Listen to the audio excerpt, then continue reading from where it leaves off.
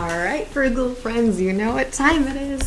How much money did I save this month, and what are the tips and tricks I use to get there? And as we all know, we're going to start with the strategies that save me the smallest amount of money and work our way all the way down to the right big juicy pieces. I have 8 all new strategies to talk about, one that's old but is always worth reminding people of because it's super important. So let's get started. Number 1, I did some due diligence. It's Christmas season. I was shipping out packages and I had heard from a friend that there was a third-party shipper that would be cheaper than shipping things through the post office. But I went to this website and it said, oh, if you ship with us, we are $4 cheaper than shipping with USPS. Right? That sounds nice. Something niggled at me and I couldn't use USPS's actual website. Guys, you really gotta fix that. So I walked into the post office and I said, hey, how much would it cost me to ship this package from this postal code to this postal code? And they told me, and I saved $2.07 because I did my due diligence, because the website that claimed to say what USPS charged was not accurate about what USPS actually charged. So, cha-ching, $2.07. Next, I'm a little bit addicted. I found a new mobile word game, which I am a sucker for word games. Scrabble, crossword puzzles, bananagrams, all those, love them. I found a new mobile word game, and you get 1 free play a day. And if you want unlimited plays, you have to pay $6. Every single day when I finish my game, I think, man, I kind of want to buy the whole thing, and then I can just have unlimited plays. And every day, I tell myself, Hillary, you know what you don't need in your life? A game you're addicted to when you're trying to do 1,000 other things. And I use the word addicted. I do mean that kind of literally. It has all the elements that really make you love the dopamine rush. It's got like bright confetti when you spell a word right. It tells you you did a good job. It vibrates in your hand. You never know exactly what's going to happen. It's very unpredictable and you have to keep playing and playing to find out what's going to happen. Those are all in there designed specifically to make you want to keep playing. And so I'm just like, you know what? No. I don't need another reason to be addicted to my phone at all. And I can use $6 elsewhere. So I say that I save $6. It's kind of like I save $6 every single day over the month because I've had to say no every time, but we'll call it 6. Next, I have talked on this channel before about how embarrassed I am as a New England frugal lady to not know how to make baked beans. Well, that ended this month. I finally did it. The secret was a crock pot. I'd never tried it in the crock pot. I'd always tried to do it on the stovetop or in the oven, and nope, secret was a crock pot. So I bought 2 pounds of dry baked beans and a little bit of molasses and brown sugar. I'll just leave the link in the description. All of the ingredients cost me $2.91, and it was the equivalent of 7 cans of baked beans. And so if I had bought the 7 cans, it would have been $11.13 of baked beans. So I saved $8.22 of baked beans, and my husband was in heaven. We ate baked beans for like a week. It was awesome. All right, next, we use an Advent wreath as one of our traditions. We didn't have an Advent wreath that I loved though. However, 2 years ago, someone bought us a very nice, like LL Bean, handcrafted, actual balsam fir Advent wreath. Obviously, the living green material died, but I saved, I should probably go get it. I saved the little wire base that the Advent wreath came on 2 years ago. And me and my kids ran around outside and we got a bunch of conifer, greenery, pine tree stuff, and we wove it around the circle. And that's what we used for our Advent wreath. Had to do it twice because all the needles died partway through Advent.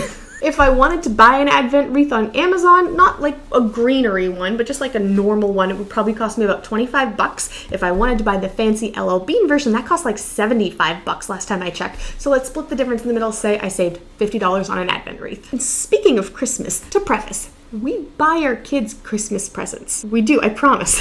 But we also made use this year of the Buy Nothing group when it came to presents. So first, there was a lady the next town over who gave away an antique radio flyer. Is that what they are? Radio flyer? I'll show a picture of it on here. There was a lady who was giving one of those away. Those would retail used on Marketplace for about $40. I also got a ukulele from someone who watches this channel who lives near me. So thanks, Leticia. My daughter loves her ukulele. We were actually singing what she considered Feliz Navidad.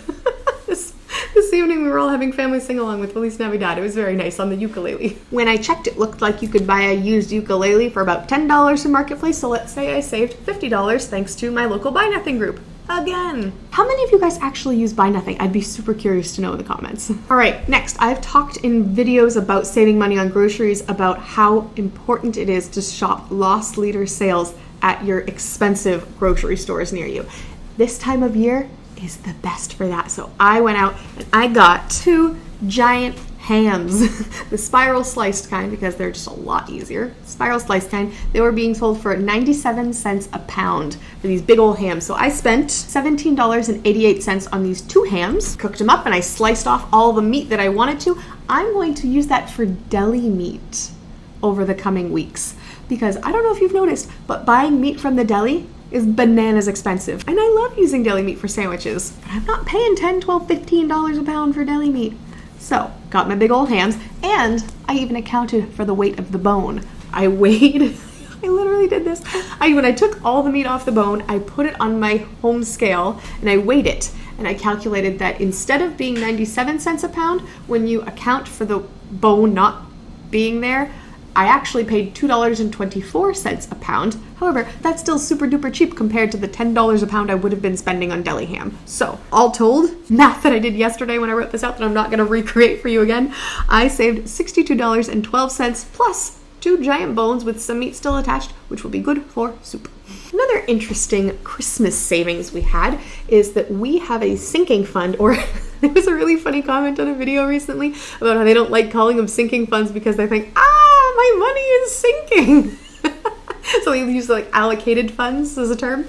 Whatever you call it, it's a pot of money where you put money into it all throughout the year or a certain amount of time so that you can use it later. But it's not an emergency fund. It's not just a general savings fund. It's a fund with a very specific purpose, or in this case, Christmas. So because we save money for Christmas every single year, we aren't putting Christmas on a credit card and then paying it off all throughout 2024. So I did the math. So just to use easy numbers, let's say we saved $50 a month throughout the entire year.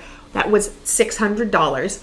If we had actually just spent $600 in December, put it all on a card, and paid it off going forward with $50 a month minimum payments, so it's still, if we were spending $50 a month, how much more would we have spent because it was on a credit card and there was interest, which, if we use the average interest rate currently for credit cards in America, it is a bananas 20.72%. That's, as of last week when I looked at the stat, the average in America. So let's use that stat. I would have had to spend an extra $78 just to pay for the interest over the course of actually 14 months, not even just in 1 year. It'd take me more than a year. So because we basically prepay for Christmas by using a sinking fund, I saved $78 in interest. Next, we started a new budgeting software a couple months ago. And if you've ever heard of it, it's called YNAB, or You Need a Budget. One of the philosophies that YNAB uses is that you should try to get a month ahead of your money. So basically, the idea is that when December 1st hits, all of the money we needed to pay our bills for December was already waiting in the bank. And so we could use it when we needed right then and there. And we weren't trying to move pieces around to make sure that no checks were going to bounce or anything like that. Get a month ahead of your money. Seems like a great idea. The biggest thing we noticed is that meant we could start investing and saving automatically at the beginning of the month instead of what we used to do, which is pay all of our bills and then in the budget have a line item for saving and investing, which was whatever was left over.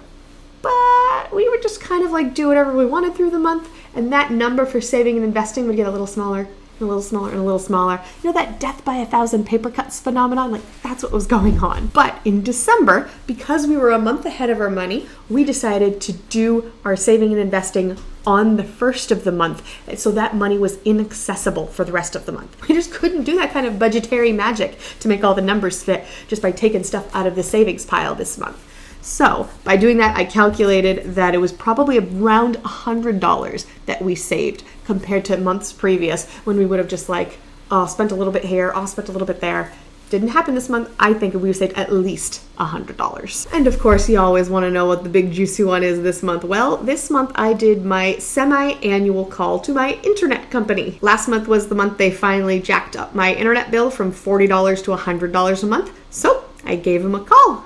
And when you're on the section of the phone call where it's like, press 1 for this, press 2 for that, I pressed the number that said I wanted to cancel my service. You know what the little automated message said next?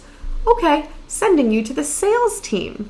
Do you know why they want you to speak with the sales team? Because they want to make a sale and keep you as a customer. They're willing and able to authorize some extra deals that don't just show up if you say, I just don't want to pay this much anymore. And maybe you can get some deals that way. I don't know. But this is the method I use. I call and I say, hi, I would like to switch to the competitor because I've gone on their website and it says that I can get service for $40 a month if I switch to the competitor. And the lady I spoke with said, okay, that's fine. Have you had any problems with our service?